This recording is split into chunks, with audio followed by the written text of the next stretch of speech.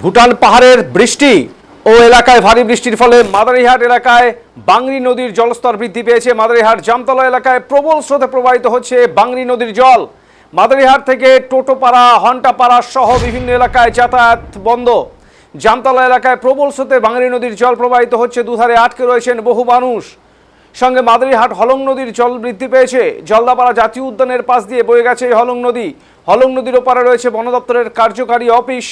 অস্থায়ী রূপে বাঁশের সাঁকো বানানো হয়েছিল হলং নদীর উপরে, কিন্তু আজ হলং নদীর জল বেড়ে যাওয়ায় বাঁশের সাঁকোটি ভাসিয়ে নিয়ে যায়। অমৃত ভারত স্কিম প্রকল্পে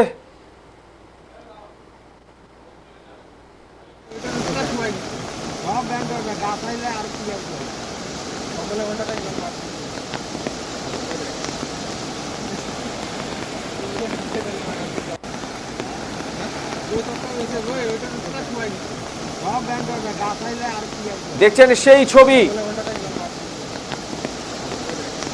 নদীর ভয়াবহ স্রোত। ভুটান পাহাড়ে বৃষ্টি এবং লাগাতার বৃষ্টির কারণে কিন্তু এই জলস্ফীতি।